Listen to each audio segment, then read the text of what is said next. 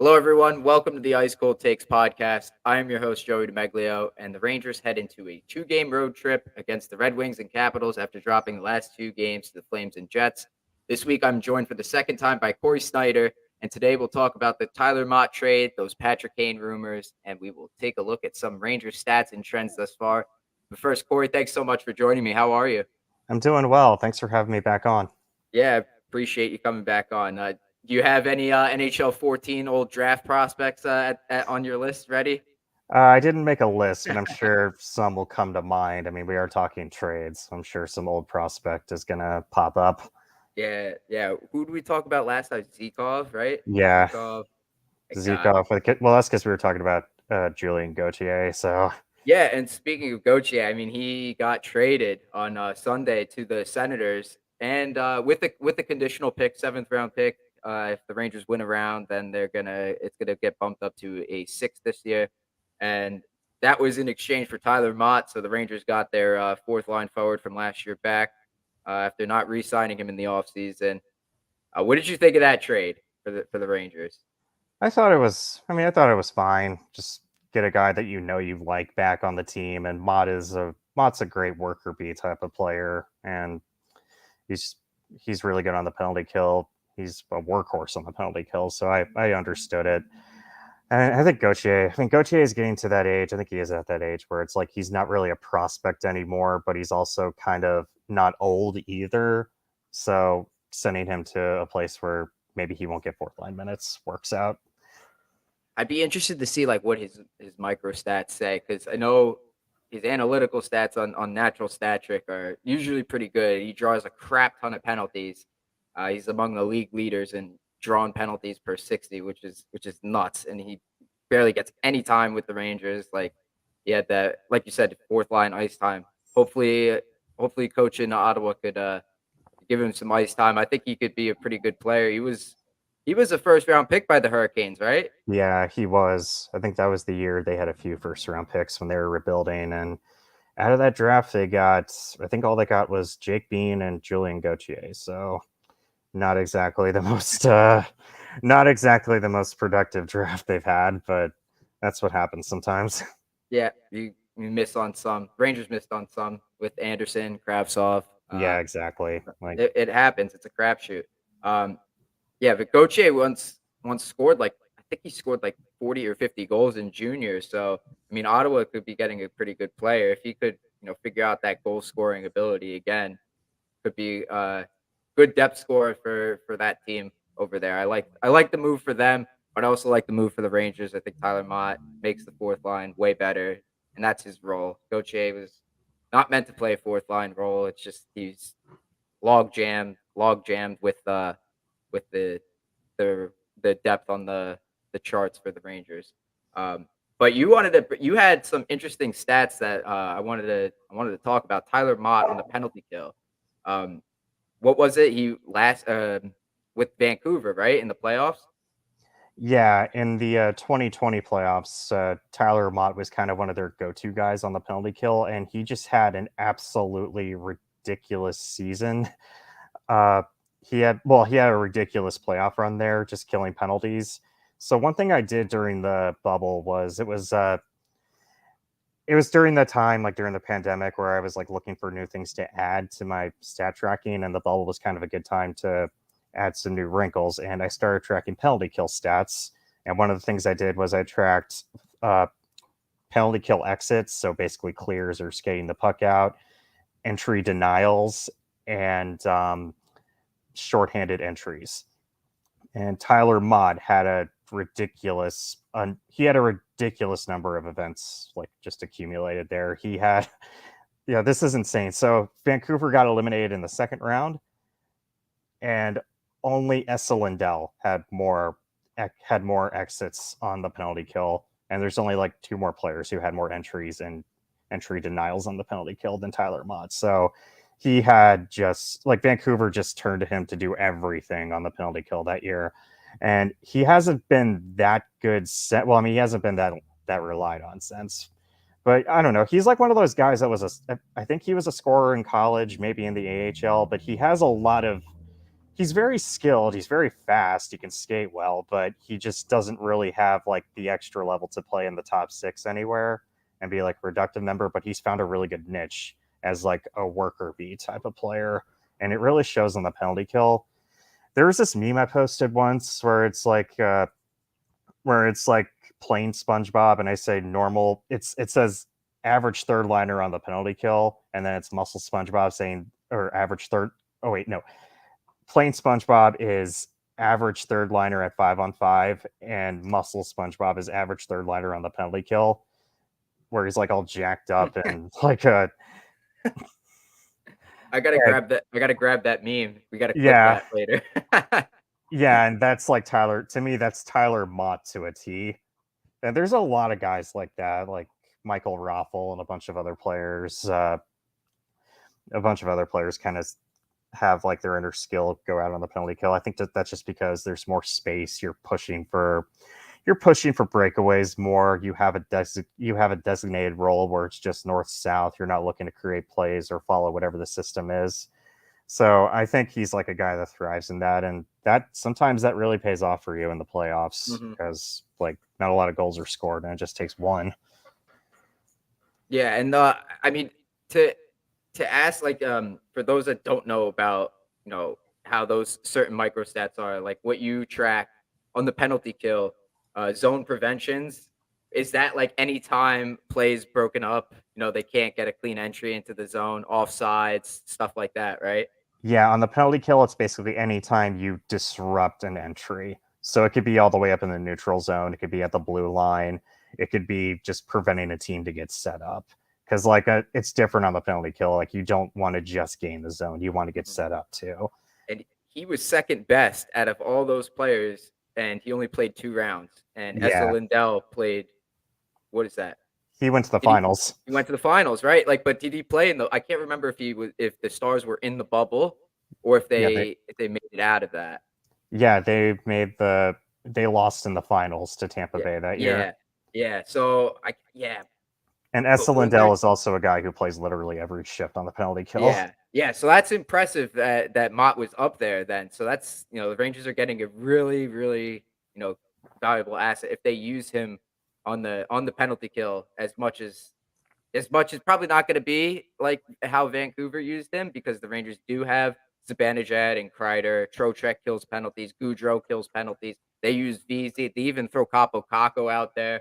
But they're gonna have to use Tyler Mott if he's that effective, man. Like you take a costly penalty in the playoffs. You need a big kill if you're tied or down by one or something like that, and there's not much time left.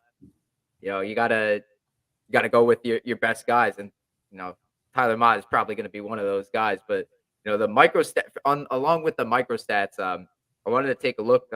What do you have on the Rangers? You said this year they were actually really good with what you've tracked. Yeah, as far as creating offense goes, the Rangers were one of the better teams in the league. So, like the stats I track are focused a they're it's focused a lot on offense, transition play, forechecking, and one of the things I do look at is how many shots a team creates off the rush versus how much they do off the forecheck. And the Rangers are one of the more balanced teams in the league in that department. So they create a lot of shots in both areas. I think a lot of that is just some of that is just the talent they have because like Panarin is one of those guys who has broken a lot of my charts in the past, and he's one of those guys like even in a down year he still grades well by my stats just because he has the puck on his stick so much. Zibanejad's always been a really good rush player. Kreider has been too. Trocheck's another guy who's always been pretty good, and their kid line. Well, I don't know. They haven't been the kid line all season, but the but Hedel, Lafreniere, and Kako have taken a pretty big step forward this year. Because like in the last 2 years, all three of them they haven't been creating a lot of offense really in any situation. And this year, all three of them have taken a pretty big step forward. So that's been a pretty big development for the Rangers. And that's where the Tarasenko trade is going to really help because they can go back to putting those three together without kind of sinking one of the top two lines. And I'd imagine that the three of them together, the three kids, are better when they're together than when they're separated. Yeah, especially because like Philip Hedel is one of those guys that really likes to he likes to go end to end a lot to carry the play. And I think that really helps Lafreniere and Kako so they don't have to do it. And like the two of them are a lot more of like are kind of into that complementary role right now on the wings. Like when I see, like I just wrote a piece on Jonathan Huberdeau, and like one of the things I kind of pick up with Huberdeau is he doesn't like to charge the zone that much. He doesn't like to skate through traffic, but he's very good at getting inside the dots without kind of being broken up by coverage, and that's kind of what I see with Lafreniere. Like somebody else kind of has to do the puck carrying for him on the outside, and then he makes the final play within the dots, and that's kind of what makes him like such a game breaking type of player. And maybe the other parts of his game will come around, but right now they have a nice complementary setup for him. Yeah, like you're explaining. I mean, Hedo likes to carry the puck in. Kako is very good along the walls, behind the net with the puck, and then Lafreniere just getting in between the dots. It's like a really good combination. Just players getting open and stuff. You have on stream here for the people that are watching the live stream. This is from your website, correct? Yep, this is from my website, all3zones.com. Well, it's from the Tableau page, but this Uh-huh. all is on my website. Okay, and this is okay. So, if could you explain like what's going on in this chart here, the 5v5 rush offense and like cycle forecheck? So this is what I kind of just uh, basically it's the chart version of what I just explained. So on this axis, the horizontal axis shows the shots off the rush, off transition. So basically, any shot that's coming after is after controlled entry, basically against the run of play, and shots off the forecheck and cycle shows basically shots that are coming off end zone offense. So cycles, recovered dump ins, forechecks, all that. And the Rangers are one of the more balanced teams. Like they are probably the best team off the rush that's also really good off the cycle too. So that's what makes them that's what I feel like they're a lot more dangerous this year for that reason, especially after adding Tarasenko. He was very good with the Blues last year, kind of just Hmm. capitalizing off other players setting him up. And he's like just I don't know, he can kind of fit into whatever mold of offense you're trying to make, especially with Panarin there. Hmm. So I think they're pretty well set up. And you can see like a lot of other teams, they sort of most teams have one area where they thrive and one area where they struggle. Like the Hurricanes are a huge like forecheck team. That's basically where all their offense comes from. Pittsburgh's kind of fallen into that mold this year too. Whereas like the Devils are pretty much just a rush offense team. They're above average off the forecheck and the cycle too, but a lot of that is just Jack Hughes being Jack Hughes. Hmm. But I see. the Rangers are in a really nice spot. Now I remember. I think the last time that I had you on, we were talking about the Rangers dumping the puck in last season, and since I had you on the show very early on in the season, it was kind of difficult to judge what they had going on this year. But now that we're past the midway point, past the All Star break, has that sort of changed? Like, are the Rangers more of a carry team, or they still dump the puck in a lot? They're more of a carrying team now. Like the league has kind of shifted to where most teams play like this now, just because you need guys who can attack off. You need guys who attack off the rush, and the Rangers have kind of ascended into like one of the better teams in the league in this area. And they also get a lot of entries per game too, which is good because entry differential has been shown to like be more impactful than whether or not you can carry the puck in or not. So basically basically you want to be able to like pin teams in territorially regardless of how you're getting the puck in. And the Rangers have found a nice balance there. I've And no, yeah. Go ahead. and Go like ahead. this chart right here shows like where they rank. They're up there with Boston, Vegas, Jersey, Edmonton, with the teams that like to carry the puck in a lot. So it's a pretty good spot. And Hmm. I feel like it plays to their roster strengths too. Like I said earlier, like Zibanejad, Kreider, all those guys like to carry the puck in a lot, and their little young core has gotten better too. Yeah, so seemingly it looks like to me from these two charts that you showed me that it's a significant improvement at even strength for the Rangers from last year compared to this year. The cycling is, I mean, the Rangers have these long drawn out shifts in the offensive zone. You see it a lot of the time. You see it with Lafreniere, Hedel, and Kako, and I think it's because of how you described it before. Like they all play to each other's strengths. Like Hedo's very good. Like he likes to gain control of the puck, enter the zone with control. Like he skates it in himself. Doesn't really dump the puck much. Kako's good around the edges, and Lafreniere is good inside in the house. Um, but like overall, would you agree that it's been a like not a good but a great improvement from last year for the Rangers? Yeah, so last year I felt like their problem was they could only really score off counterattacks and they played for a lot of counterattacks. So basically they had to survive a bunch of just garbage in their own zone and just wait for an opportunity to strike against the entire Hmm. team.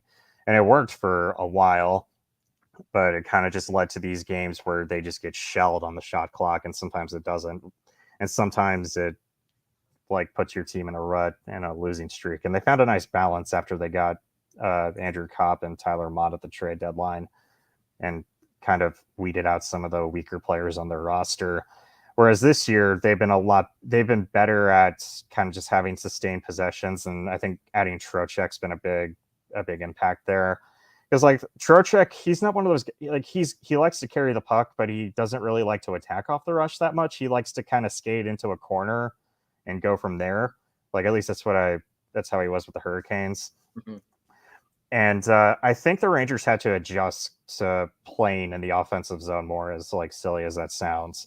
But they were so used to kind of these one and done chances and just attacking when the team isn't prepared or in a set defense that it took them some time to kind of figure out chemistry, which lines work together within the offensive zone more. Because I think there's like some details that kind of matter more when you're playing off the cycle so much. Just like who likes to who likes to go to the net more, who likes to kind of have the puck on their stick on the perimeter, who likes to like handedness matters a lot more there too because you're setting up guys for one timers. But I feel like that's something that is kind of easier to fix than like a roster that's flawed or defensive zone schemes and all that. Because like they have the talent. Like Adam Fox is one of the best, probably the best player in the league at creating from the point, and guys like Miller had to kind of improve too because I think that was new for him, just playing so much on offense instead of like focusing on preventing. Certainly looked a lot better in the past few weeks, I'd say. But the theme for this year is the line combinations last as about as long as a carton of milk. Gerard Gallant likes to throw the lines in a blender. Um, he didn't do it too much last year, but he has done it this year. But I would be interested to see defensively. I mean, Shesterkin isn't nearly as good as he was last year. He's come back to down to earth, and recently he's been slumping, but still a good goaltender overall this season. But is just not as good as last year. Defensively, has there been what does it look like for the Rangers? If I could put it back up on stream. All right, so a new tool that I just made for my site is team cards. So it shows how teams rank by my stats, like relative to the league average. And the Rangers, they're a very weird team because, like, by entry defense, they're not terrible. Like, they don't get burned off the rush that much, and they're pretty good at kind of getting sticks in the way and kind of shutting plays down at the line. The only problem is that like with breakouts, they're not great. Like Interesting. they do turn the puck over a Yeah. lot. They do like to clear the puck out. Like their favorite breakout method is basically just clearing the puck out of the zone or just getting it over the line and having Fox kind of settle it down and set up a rush play. So I think that's something it's a bit of a concern, but I don't there's not really a team in the more I look at these stats, there's not a team in the league that's perfect at everything or that's great at everything. Mhm. So I think this is something they can kind of work around by really just what they've been doing this year, not playing that much in their own zone. But it does leave them prone to games where they kind of get shelled and just struggle, which, I mean, that's going to happen over 82 games. But I do wonder how much of it is going to, I do wonder how much of this is going to play a factor in the playoffs. And if I it's something that yeah, they can expose, because like the Devils are not, I mean, if they play the Devils in the first round, the Devils are not a great forechecking team. But is this something if they get Timo Meyer mm, that they can expose? But they also have Shesterkin to kind of bail them out. And like Shesterkin, like the way he played last year is like almost going to be impossible to replicate. yeah, So, of course. but like just the human level of Shesterkin is still very good. Yeah, those stats are. I mean, if you had showed me those stats and it was like before December 5th, I would say, yeah, this is pretty accurate. I mean, the Rangers were shooting themselves in the foot a lot of the time. If like through my observations, they were turning the puck over and not just turning the puck over, but in like the literally the worst possible areas of the ice you could you could imagine, like literally in front of the net, in the neutral zone, like where you're not skating, like you're caught in quicksand, basically. And it would lead to goals against. And I mean, I guess it has been an ongoing problem for them to break the puck out of the zone, but that's just that's just on them. It's not like off the rush. Like off the rush, if I could go back to here, it's like let me pull this up so I could see like the zone entry defense. That's off the rush, right? And this Right. that yeah, so all that stuff looks good. I mean, the stepping up of the blue line, I would imagine causing a lot of offsides, which is all good stuff. But it's crazy. Like the simple thing is not what they're doing really well. It's like all the other stuff that you'd think is more challenging, more advanced. They're looks like they're nailing that stuff, right? Yeah, like a lot of the details they struggled with last year, they've gotten better at, the but like breaking the puck out of the zone is still like an issue. But they're also, like I said earlier, they're a team that likes to clear the puck out to kind of just relieve pressure or just have a guy fly the zone, which like it can pay off for you, but it's also kind of a 50-50 thing where if the puck doesn't get out, you have to be back in, you have to get yourself back in position to just prevent any fire drills. And that's something that like has kind of gotten them into trouble over the last, well, really all season. But I don't know, I feel like their season's gone kind of up and down. They're on a nice stretch right now from the last few times I watched them. Had a tough game against Calgary, but they came back and got a point out of it.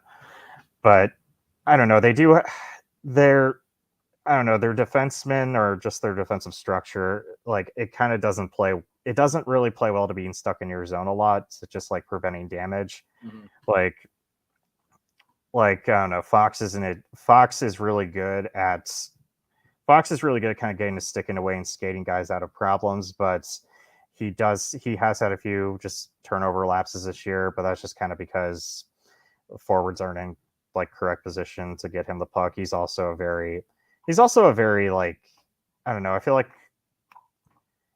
he's kind of a step ahead of the play usually, and he's looking for an extra play to make or just a play that nobody else is thinking about, and the simple thing might avoid him sometimes. Which I mean, with how much he gives you, I take that risk most of the time, just because Yeah. he's so good. Like just because he's so good, most of the time, a few turnovers here and there aren't going to really matter in the grand scheme of things.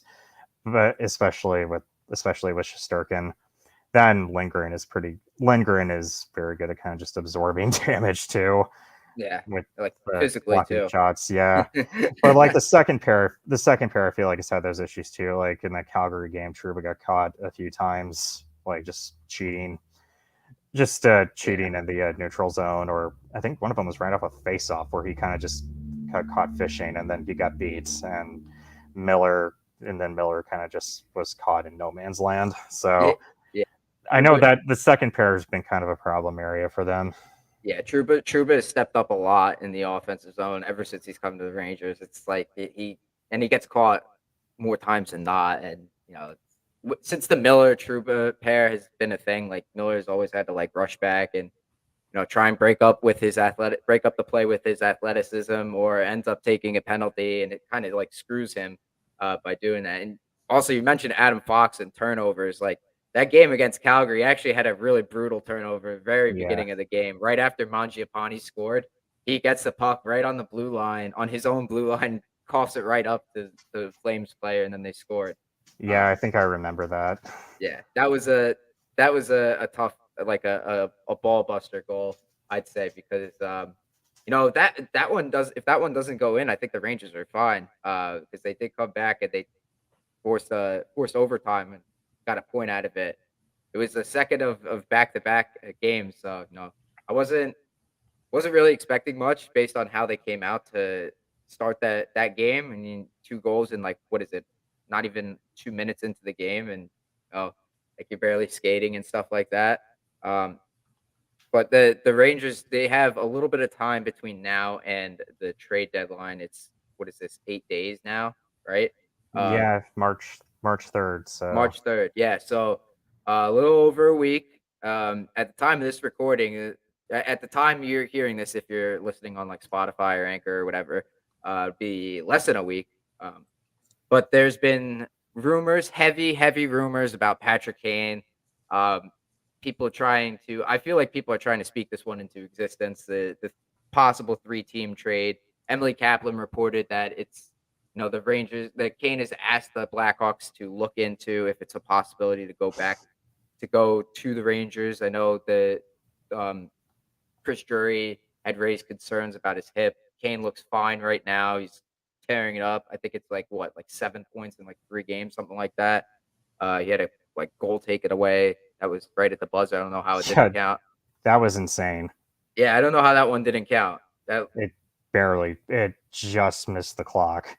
I remember a few, like, in like 2012, Michael Delzato scored a buzzer beater at like the end of the second period, and on like the TV clock, you could see like point one, and it ended up being no goal because like the NHL's clock that we Oh, couldn't see was zero, and I wonder if that's the same explanation for that, for why that one didn't count. yeah, I feel like they need to change it to the NBA or basketball rules where it's when like the ball leaves your hand, that's when like the clock stops. Yeah, like when the puck is soaring through the air, that's when Yeah, it's. like once he takes the shot, I feel like it should have counted. Yeah, yeah. It was a nice slapper from what was that, I like just by the blue line? Yeah, I couldn't believe it went in. Like that Yeah, never no. happens. No, for real, like off the rush, like a slap. Draisaitl tried to slap her on a breakaway in that shootout. I couldn't believe it. I was like, "What the hell are you doing, man?" 1980s, better. Um, but yeah, Patrick Kane is the rumors have heated up. I don't know if the Rangers are gonna end up pulling the trigger. Eh, Technically, they could still do it, still get it done if they have until the 25th or the 26th to make it happen. They have to waive one of Jake Leschyshyn or Vitaly Kravtsov to set up their cap space, their deadline cap space, to accrue enough. I believe it's around like $1.9 million they would be accruing if they waive Leschyshyn um, before the 25th, which is Saturday, which is the time this episode comes out. Um, the way you'll know if the Rangers are going to be doing it if that happens before then. Actually, you might not, because they could just send him Decision down, bring up like Brodzinski or something like that, and then trade for like Bukestad, who's like a cheap contract, and just settle for a fourth liner. But uh, what do you think of that? The whole Patrick Kane discourse, Corey? Yeah, I mean, it reminds me a lot of Marty St. Louis when he wanted to go to the Rangers, just because he's made it pretty clear this is where he wants to go, and the Hawks really just or the Rangers just have to find a way to make the money work. And it's interesting. Like Kane has not had a good season, and he had the hip surgery concerns and all that. And the last week or so he's just like turned it on. He has 7 goals in his last 3 games, I think, Yeah, and he had 9 goals all season before that. yeah, So that's nuts. I with Patrick Kane, I'm like which Patrick Kane are you getting? Because like for the way he's played most of the year, I don't know if I would want that, especially what it's going to take to get him probably from the Blackhawks, who are in full rebuild mode right now.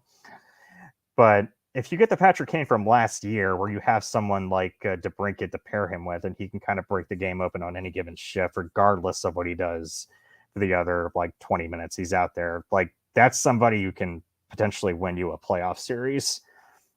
Whereas the Kane this year, I don't know. Like this is somebody that has kind of just been going through the motions, just a non-factor. I mean, granted, he's not playing with great teammates and or great line mates in Chicago, like Max Domi, Andreas Athanasiou, and I'm sure the Rangers can set him up with somebody better. But I don't know. It just seems like I don't know, just the way he kind of like mouthed off after they traded for Tarasenko. It just kind of just I don't know, to me just kind of reeked of like entitlements. Like, oh, why aren't they Yeah, trading for me? I'm Patrick Kane. yeah. Like, even though I've had a terrible season, I'm still Patrick Kane. I deserve to be on the top of their trade list or whatever.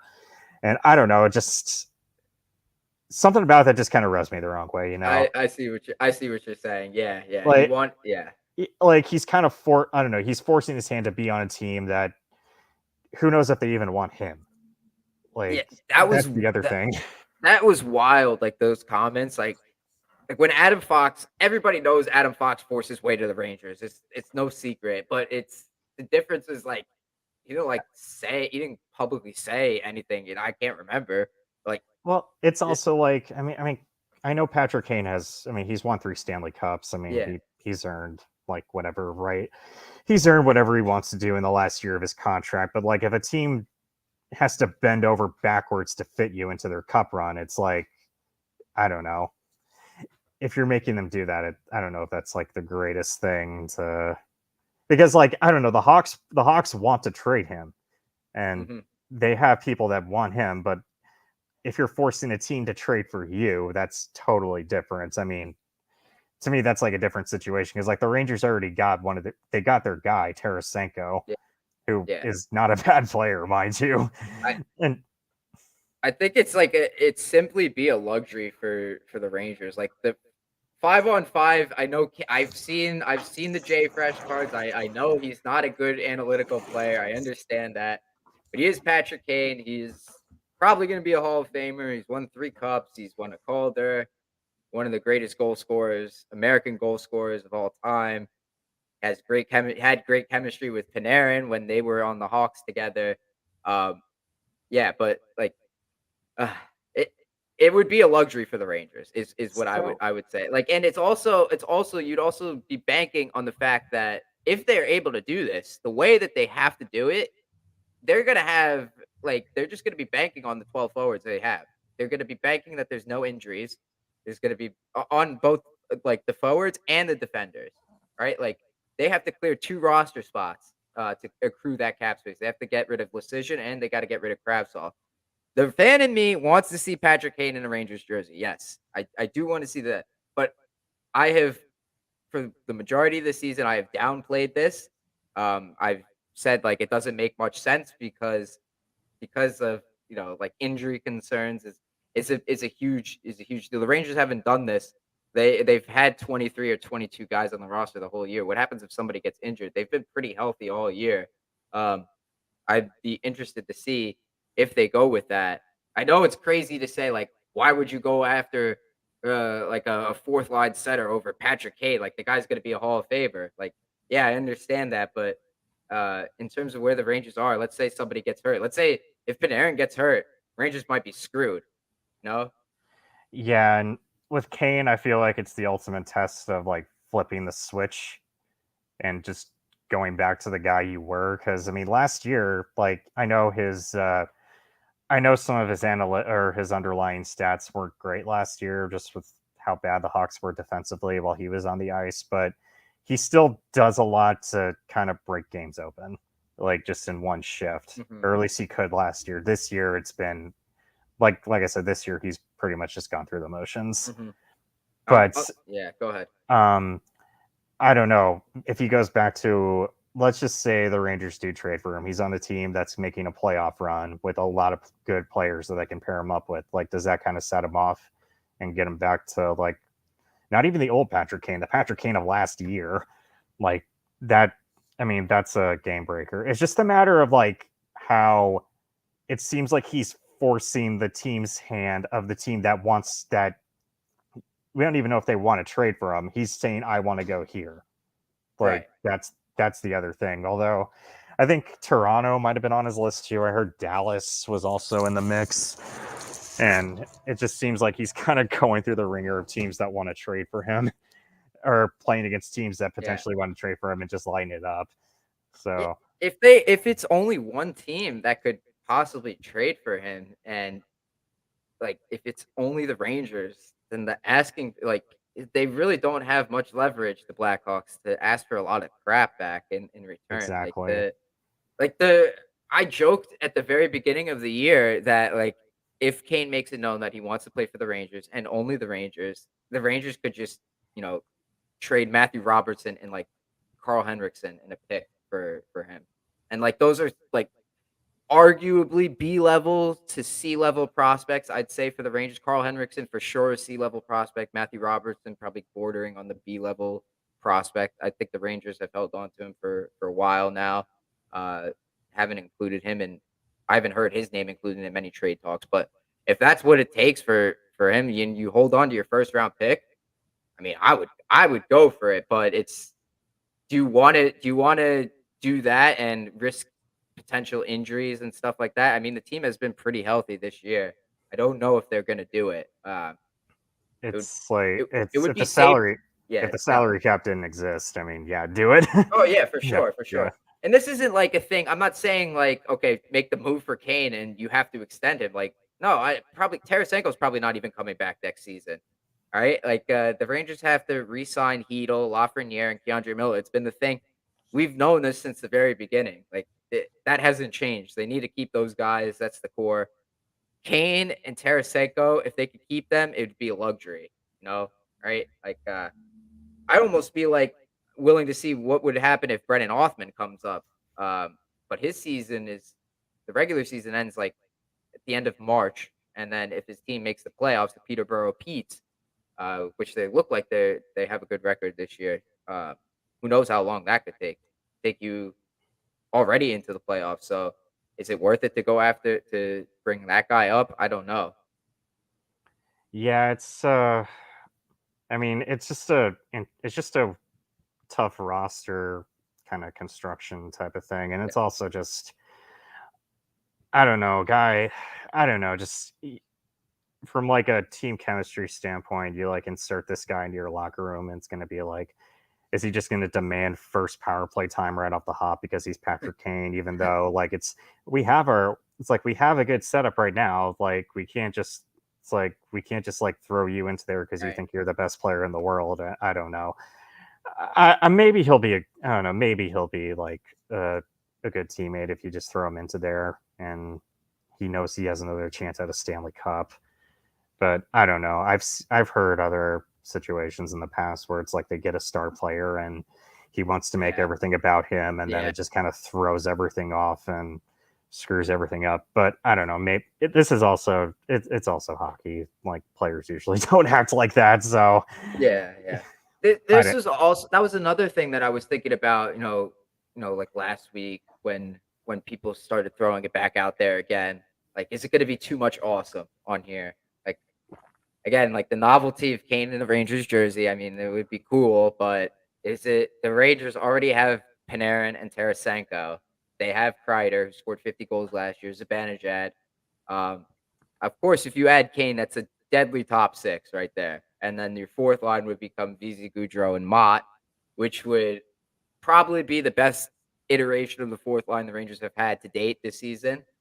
Um, but is it going to be too much awesome there? Is it going to become like I don't even know what I other teams I compare. don't know what other situation a team has ever done anything like this before. Like, Didn't the Brooklyn and Nets have like three I mean crazy? in the NHL, like post salary cap, Yeah, because I mean you had some of the Oilers teams back in the '80s had some insane roster rosters. The Dallas Stars in 2000 had like Guy Carbonneau on their fourth line, and like, The Red Wings in 2002 had like an entire roster of oh Hall of yeah, Famers. like Brett Hull and Sergei Fedorov were on that team, I think. Wasn't Hasek on that team too? Or I don't know if Hasek was on the Wings yet. He might have wait, been. did Hasek win He a cup? I don't think he. I thought he. I have to look this up he now. This is he bothering won me. one in Detroit. I just don't remember when. Yeah, I gotta look this. I think he did win with. I think you're right. I think he did win with Detroit. I mean, maybe there's a way they can like. I mean, they're in the play. They're. I guess they pretty much clinched a playoff spot at this point. I don't know if there's a way to like stash somebody on LTIR until the playoffs when the salary cap doesn't exist. Like if you trade for Kane, but I don't know. Like just pull a Kucherov and do that. I don't know. Oh yeah, the LTIR thing. Oh man. Maybe that's how they do this. But like I said, I mean, there's a way to. I don't know if there is a way to make this happen, like financially, but I I guess if you're the Rangers, this isn't going to be your last chance at a cup. Maybe it's not. I don't know if it's going to be your best chance, but A lot of I people don't know. said last year was the best chance. I disagreed because the 5v5 scoring wasn't where it needed to be. Trading for Cop and Vitrano got them to where they should have been. But they had this year's like level of 5v5 scoring or offense, then it's a different story.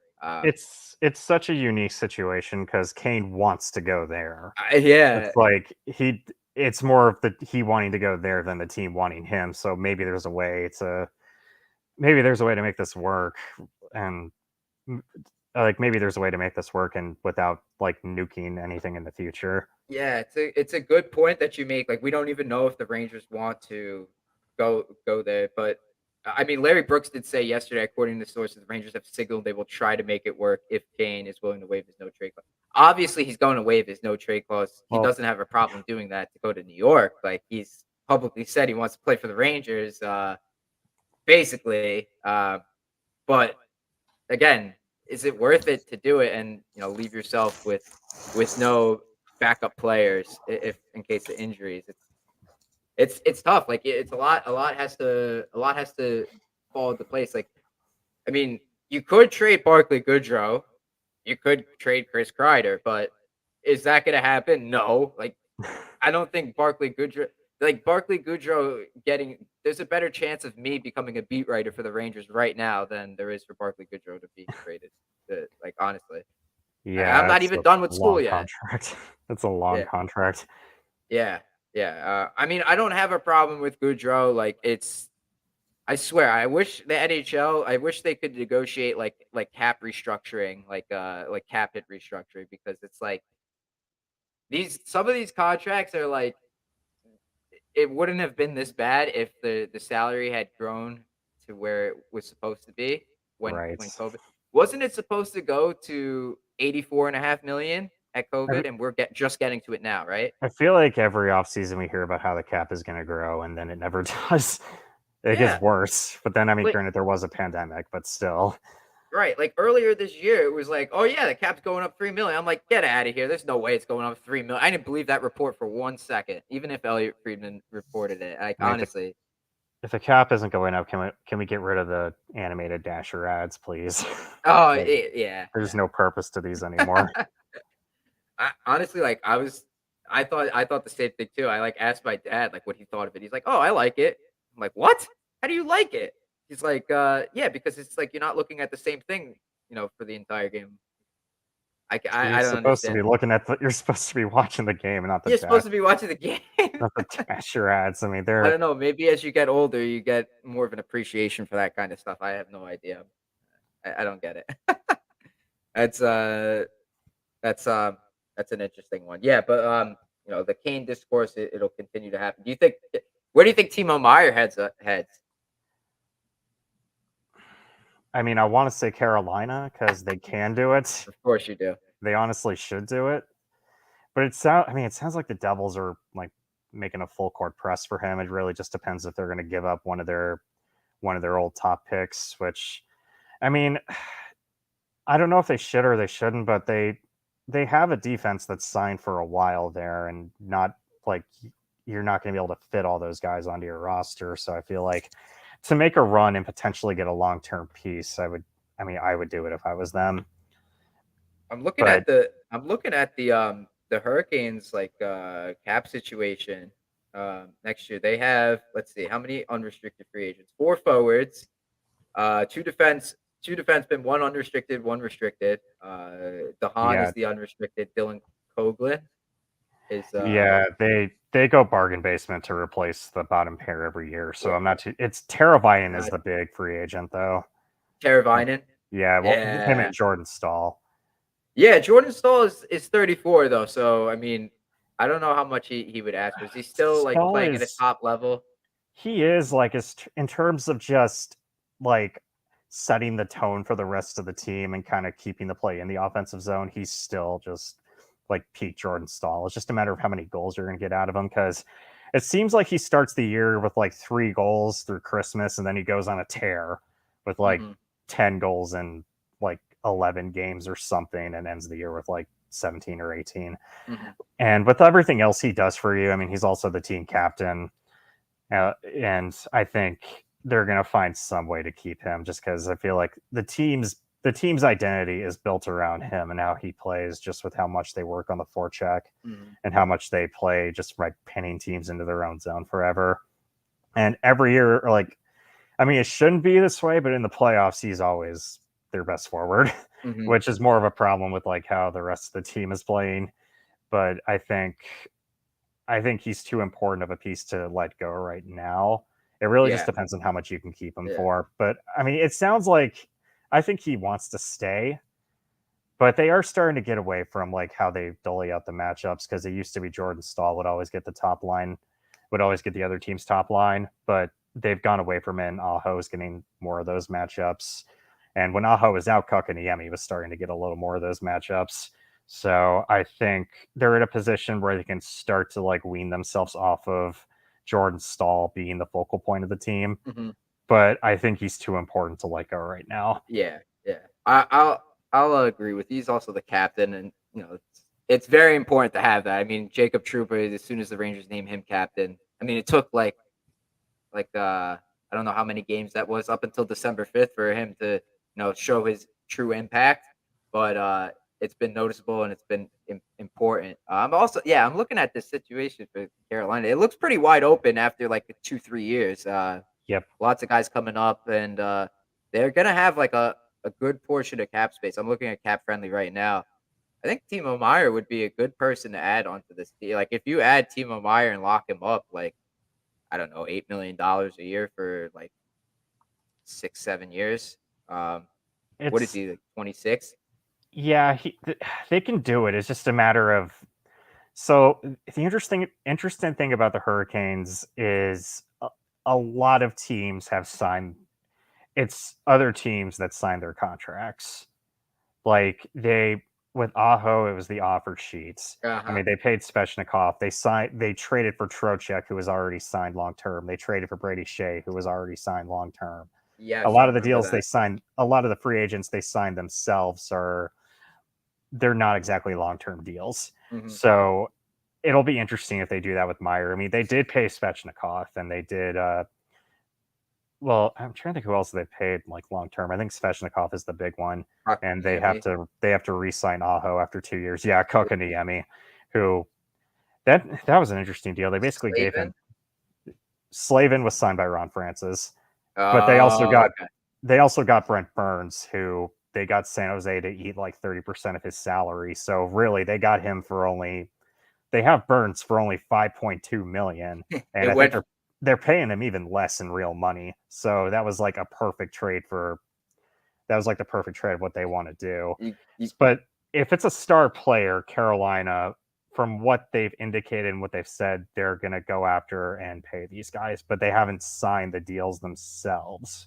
uh-huh. So that's the interesting part when it you, comes to like Timo Meyer. you But they would guys have also you guys have went from Dougie Hamilton to D'Angelo to Brent Burns in terms of offensive defensemen, those power play quarterbacks. it's interesting because like Brent Burns, I felt like his play in San Jose the last couple of years where it looked like he was in the twilight of his career. Like, I thought that was like worst case scenario for Dougie Hamilton, and then lo and behold, they signed the real Brent. They trade for the real Brent Burns 2 years later. I feel like the D'Angelo thing, they got what they needed out of him and moved him. Like Yeah. that was not going to be a long term No, no, situation. no. Yeah, He's he got himself back on his feet, and I I thought they he did an okay job for them. He did. It's just a matter in the playoffs when the games got tough, he unraveled, and Yeah, that's I know. Yeah, he was terrible. he was a loose cannon in He most had of that two series. good games against the Bruins, and then he was just awful the rest Yeah, of them, and he was playing top pair too. yeah. But with Brent Burns, like Burns is bigger, he's stronger, he can actually go back to retrieve pucks and have Slavin do everything for him. So he's actually fit in a lot better than I expected him to, because I thought Burns was close to being done after watching him in San Jose the last few years. Yeah. But he's been awesome this Mm. year. Brent Burns, yeah, he's been good. I Yeah. think I have him on my fantasy team, so much appreciated.